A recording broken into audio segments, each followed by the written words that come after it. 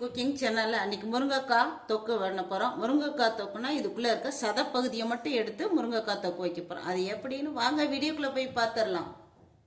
Stove மேலே ஒரு cooker வச்சுக்கலாம். ஒரு 5 முருங்கைக்காயை இது போல் கட் பண்ணி எடுத்து வச்சுருக்கேன். கழுவி கட் பண்ணி எடுத்து வச்சுருக்கேன். இது கூட சேர்த்துக்கலாம். குக்கரில்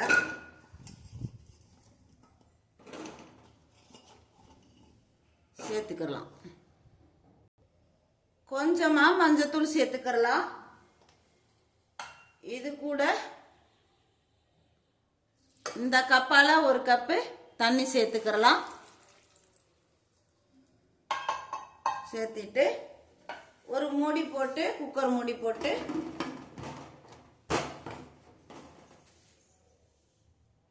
ஸ்டவ் ஆன் பண்ணிக்கலாம். ஒரு 2 விசில் வரட்டும், வெயிட் பண்ணுவோம். எந்த முருங்கைக்காயை இந்த ஊரை எடுத்து இப்படி கத்தியில்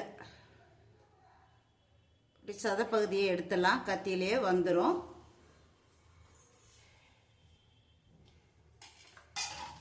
இந்த மாதிரி எடுத்து வச்சுக்கிறணும். இப்போ கடாய் நல்லா சூடாகட்டும். கடாய் நல்லா சூடாயிருச்சு. ஆயில் சேர்த்துக்கிறலாம்.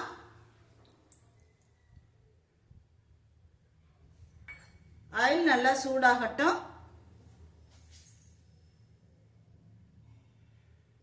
இப்போ கடுகு ஆயில் நல்லா சூடாயிருச்சு. சீரகம் சேர்த்துக்கிறலாம். இது கூட கடுகு சேர்த்துக்கலாம். கடுகு சீரகம் நல்லா பொரிஞ்சதுக்கப்புறம் வெங்காயம், காஞ்ச மிளகா, பூண்டு, கருவேப்பிலை இது கூட சேர்த்துக்கலாம்.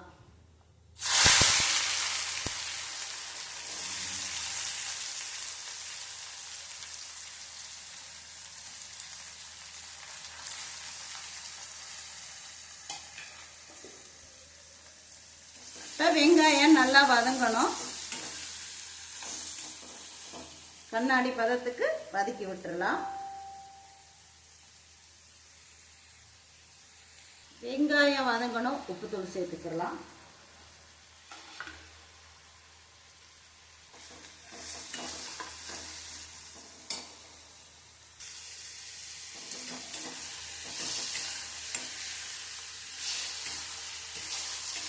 வெங்காயம், இடிச்ச பூண்டு எல்லாம் சேர்த்து நல்லா வதக்கணும். இந்த முருங்கைக்காய் தொக்கு சாப்பாட்டில் போட்டும் இல்லைங்க, நம்ம சப்பாத்தி, இட்லி, தோசை கூட தொட்டு சாப்பிட்றது அளவுக்கு நல்லா அவ்வளோ ஒரு அருமையான டேஸ்ட்டில் இருக்கும். இந்த முருங்கைக்காய் உள்ளே இருக்க சதப்பகுதியை மட்டும் வேக வச்சு எடுத்துக்கிறலாம். அருமையான டேஸ்ட்டில் இருக்குங்க. நல்லா சதக்காயாக வாங்கி குக்கரில் 2 விசில் விட்டு எடுத்து போட்டு சமைச்சு சாப்பிட்டு பாருங்கள். அவ்வளோ ஒரு அருமையாக இருக்குங்க. இப்போ வெங்காயம் நல்லா கண்ணாடி பதத்துக்கு வதங்கி வருது. வெங்காயம் நல்லா வதங்கிருச்சு. தக்காளி சேர்த்துக்கலாம்.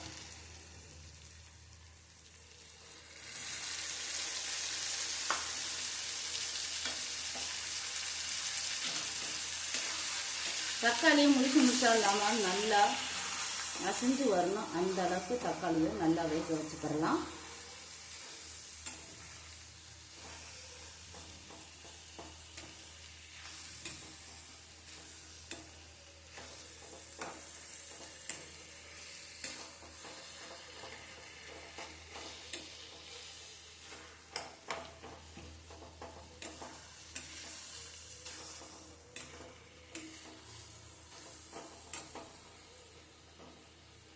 மூடி போட்டு மூடி வச்சிடலாம். தக்காளி வேகட்டும்.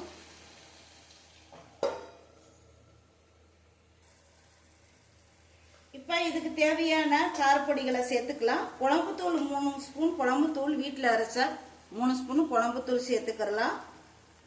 ஏற்கனவே நான் முருங்கைக்காய் வேக வைக்கிறதுக்கு மஞ்சத்தூள் சேர்த்துனேன். தேவைப்பட்டால் சேர்த்துக்கோங்க. நான் சேர்க்கலை. 3 ஸ்பூனு குழம்புத்தூள் சேர்த்துட்டு இது கூட சோம்புத்தூள் கொஞ்சம் சேர்த்துக்கலாம்.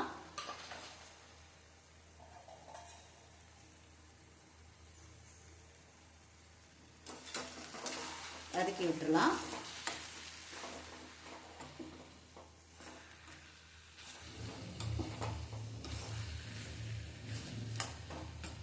நல்லா அந்த எண்ணெயிலே அந்த ராஸ்மல் போகணும், வதக்கி விட்டுடலாம்.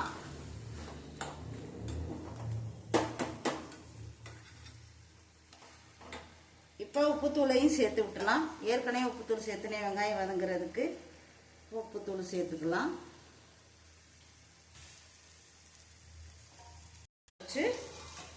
இப்போ தக்காளி அங்கங்கே முறிச்சு முறிச்சா தெரியுது, தெரியாத அளவுக்கு நம்ம நல்லா எண்ணெயிலே நல்லா வதக்கி விட்டுடலாம். கவர் சிம்மில் வச்சுட்டு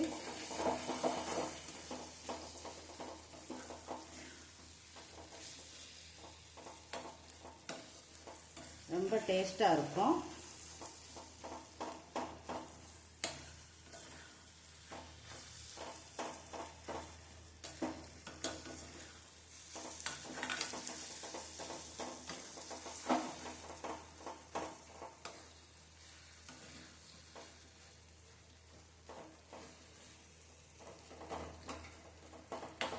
இப்போ நம்ம முருங்கைக்காயிலேருந்து சதப்பகுதியை எடுத்தோம், அதை இது கூட சேர்த்துக்கிறலாம். இது கூடவே சேர்த்துக்கிறலாம்.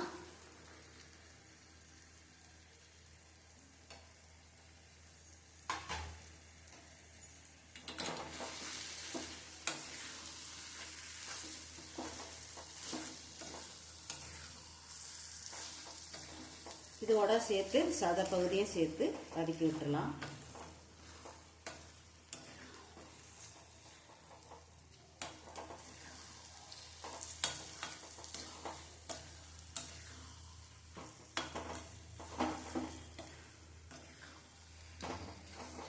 கட்டாயி போச்சு. இப்போ முருங்கைக்காய் தொக்கையும் சேர்த்து நம்ம நல்லா வதக்கிட்டோம்.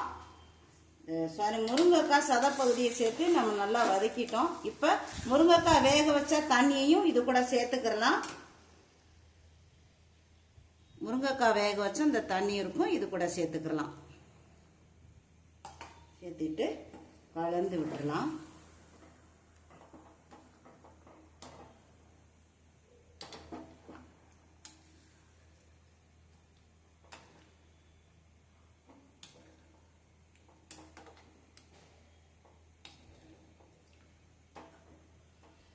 கலந்து விட்டுட்டு மூடி போட்டு மூடி வச்சிடலாம். ஒரு கொதி வரட்டும். முருங்கைக்காய் தொக்கு கிரேவி ரெடி ஆகிக்கிட்டு இருக்கு. சாப்பாட்டில் போட்டு சாப்பிடலாம். இட்லி தோசை சப்பாத்திக்கு தொட்டு சாப்பிட்ற அளவுக்கு இந்த சப்பாத்தி ஒரு அருமையான டேஸ்ட். எல்லா விதமான தொட்டு சாப்பிடலாம், அருமையா இருக்கும். இப்போ இதுக்கு ஒரு மூடி போட்டு மூடி வச்சிடலாம். கொதி வரட்டும்.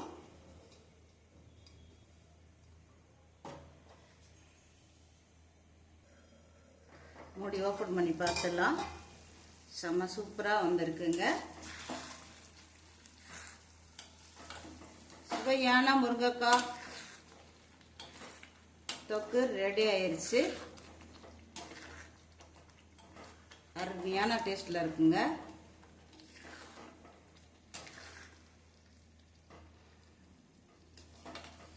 டேஸ்ட் பண்ணி பார்த்துட்டே அருமையா இருக்கு.